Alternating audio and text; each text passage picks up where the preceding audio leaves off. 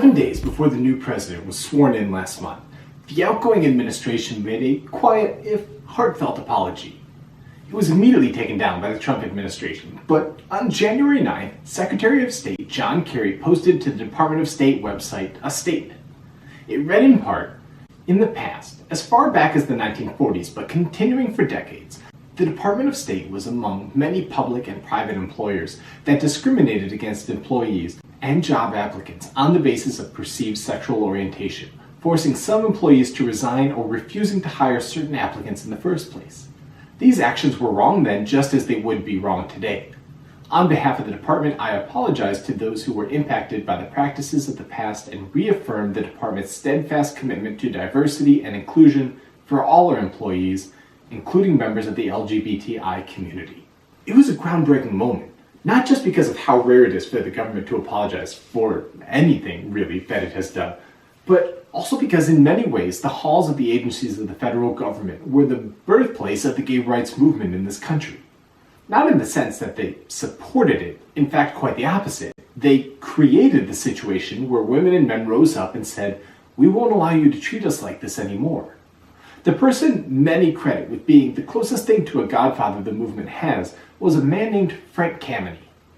Leaders had done great work before him, to be sure, but few did as much and for as long to advance gay rights in the US.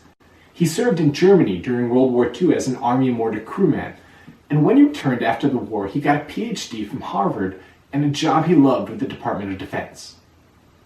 He dreamed of becoming one of the country's first astronauts, competing with the Soviets in the race to outer space. The problem was, Kameny had an incident after he graduated that he was desperately trying to keep hidden. In 1956, he was in San Francisco to deliver a paper at a meeting of the American Astronomical Society. In the men's room at the bus terminal, without any kind of invitation, a man at the urinal next to him reached over and touched him in his privates. Kameny said he immediately was repelled and he ended the contact. Okay, so this was the 1950s. In order to understand, you gotta remember that people hate gays and are horrified at the idea that there were perverts out there roaming the streets soliciting their children. So, how do you stop a hidden menace? Well, in the case of Frank Kameny, the man who tried to touch him was no desperate San Francisco gay. He was an undercover policeman. And watching through a vent in the wall were two more policemen. It was a sting operation, pretty damn common back then. Touch a man's dick and see how he reacts. If it doesn't meet your repulsion standards, lock him up. At the police station, Kameny was told what every person who is arrested gets told. Plead guilty and it'll be easy for you. Plead innocent and we'll make a big public mess out of this. So, fearing for his future, despite having neither initiated the sexual assault nor giving any indication he wished the urinal groping to continue, he pled guilty, paid a fine, and he left humiliated. But shortly into his job with the Department of Defense, he was summoned to a small room where a team of investigators were waiting for him. The policy of the department is that we do not employ homosexuals knowingly, and that if we discover homosexuals in our department, we discharge them. They told him, "Information has come to the attention of the U.S. Civil Service Commission that you are a homosexual. Is it true?" He replied that it was none of their business. "That question is irrelevant to my job performance," he told them repeatedly. And a month later, at the age of 32, he received a letter stating that he was being fired on the grounds of homosexuality.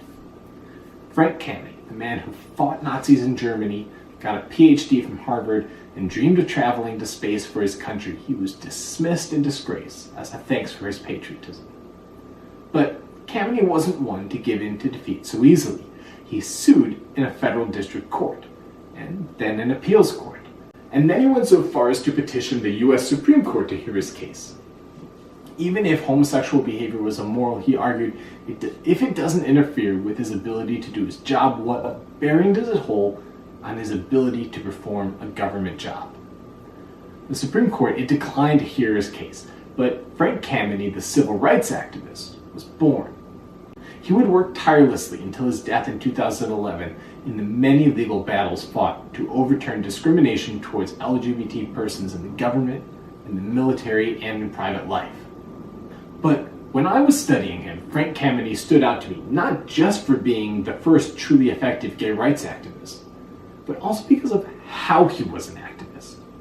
See, he was a bit of a control freak, but one of the areas that really came out, one of the ways his authoritarian tendencies were really on display was over the dress code he enforced when he organized a protest.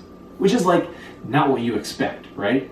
When I think of protests, I think of something closer to anarchy, or at least a random come-as-you-are display. Not a Kameny protest. Men had to be in suits and ties, their hair cut short, and their dress shoes well polished.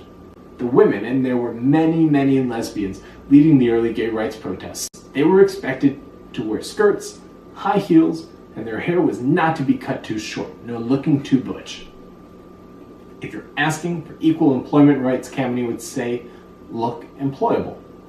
A bit extreme, but pretty understandable too, right? Well, you can imagine how well Kameny got along with later gay rights activists of the say it loud, say it proud variety. In the 70s, when queer activists began coming to the conclusion that dressing up as for church, marching in polite lines, and filing court briefs was doing little to actually stop the police from beating them once they took their suits off to go out to a safe place to relax at night, well, they began taking the activism to the politicians who could write laws protecting them. If, in their polished politeness, they were being ignored, they would steal the spotlight until they could be avoided no more.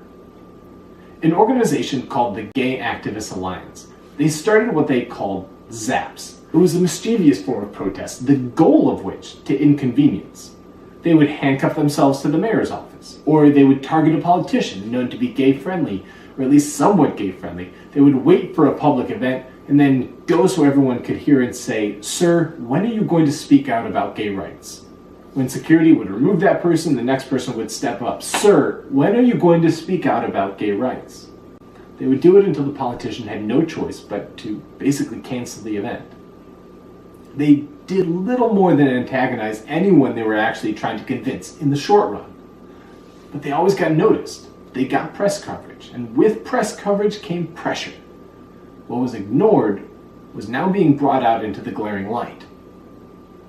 But this tension between tactics to impress and tactics to agitate, it's an old one and by no means unique to the gay rights movement.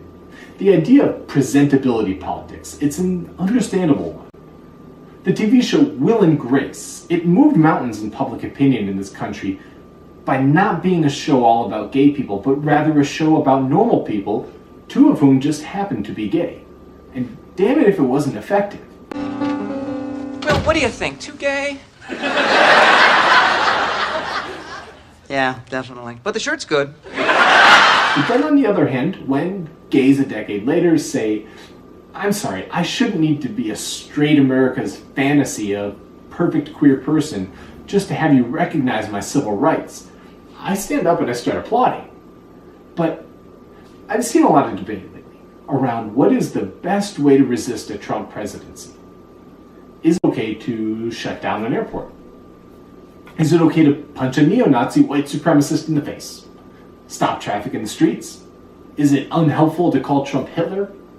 I've seen calls to self-identify as a Muslim, to physically block deportations, to take up residence along the Dakota Access Pipeline.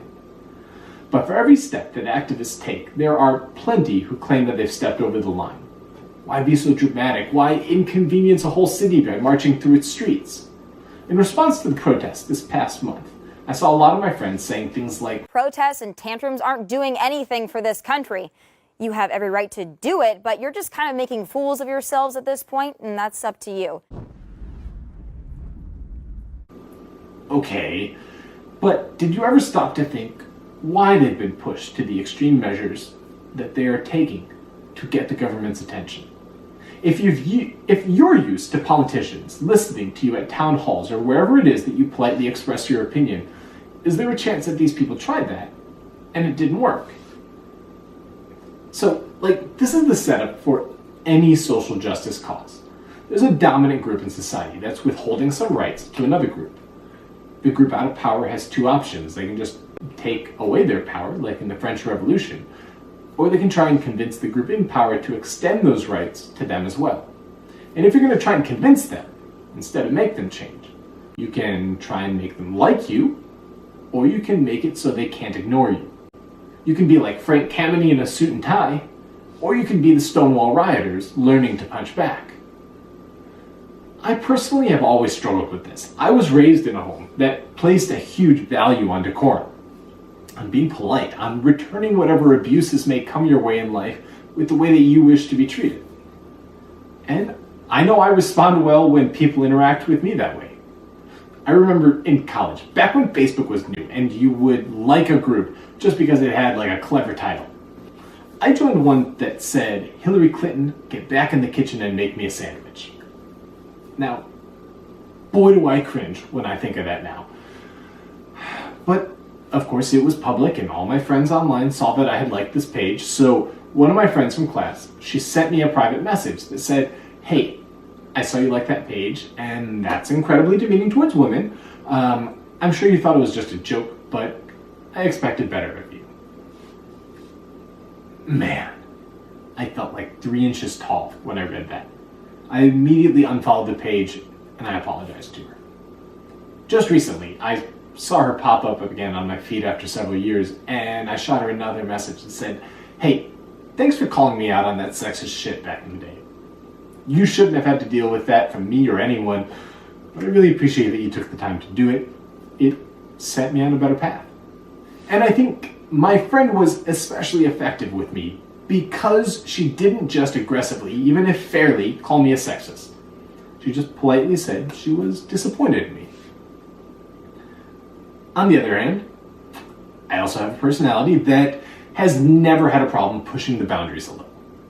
When I was a senior in high school, I had a conversion experience and I started getting really involved in my church. I went on retreats, I traveled to conferences, getting more and more fired up about what they were teaching.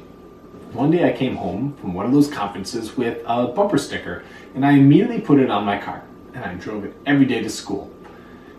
Right there in big bright yellow, so no one could miss it, it said, "Chastity, the choice of the next generation." Yeah. Now, I still, to this day, wholeheartedly support anybody's personal decision to say, "Hey, I'm not ready for sex." And I definitely condemn any attempt to shame them for it. What a shitty person you've got to be to start questioning a person's courage or integrity because of decisions they made regarding their sexuality. But, did the bumper sticker send a message that those who were sexually active in my high school, that I was judging them? Absolutely. And I wish I had never done it.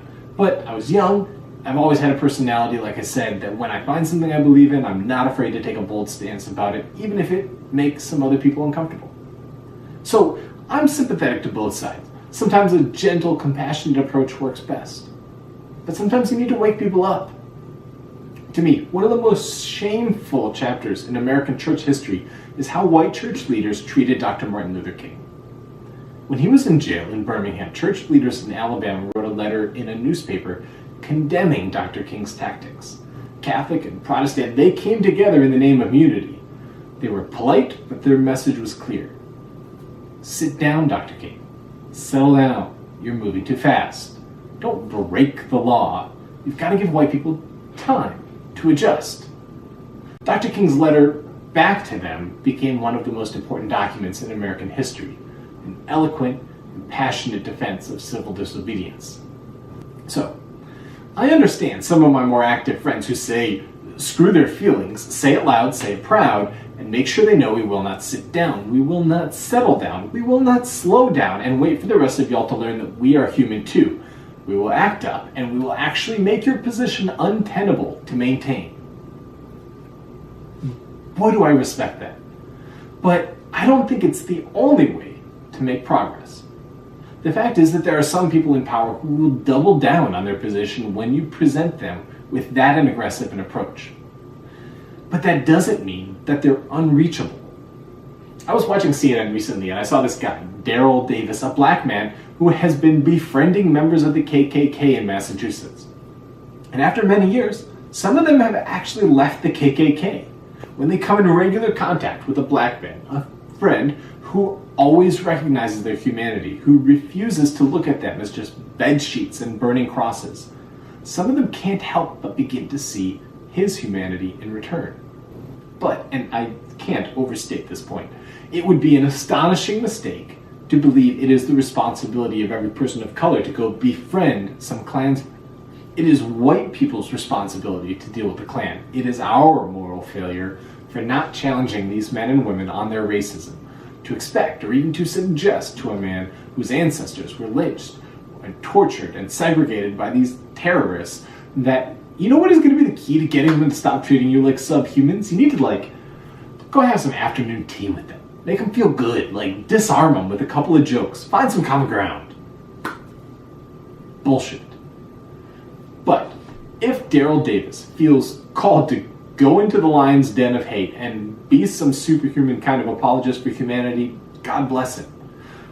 But it's not the only way to bring about progress. It is often the case that the more polite, inoffensive members of a social justice movement are the ones that get celebrated by the next generation. The rabble-rousers get remembered as the ones who held the movement back, if they get remembered at all. We pretend Dr. King and Gandhi, Rosa Parks, and even Abraham Lincoln, that they were the only ones doing the work. But that's a revisionist take at history.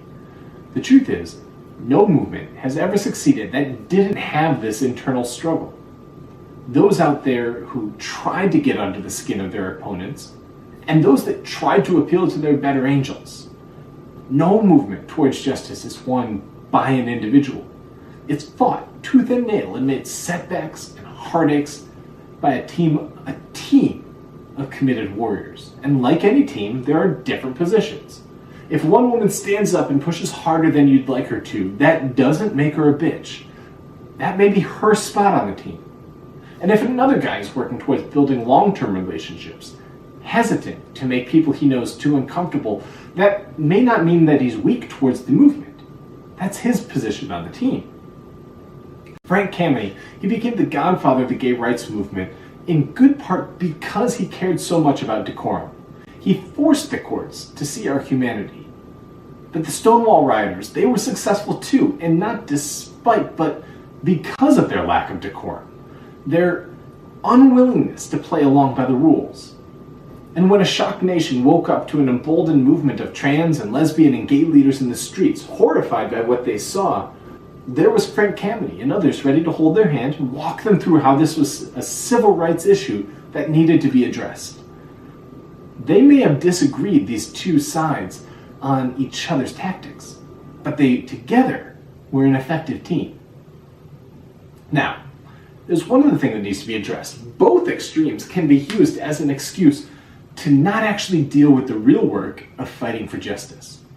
Some who are wanting to move slow and hold a person's hand as they walk with them through Black Lives Matter or gay rights or whatever, they can easily hide behind the relationship, too afraid to risk losing it in trying to improve it.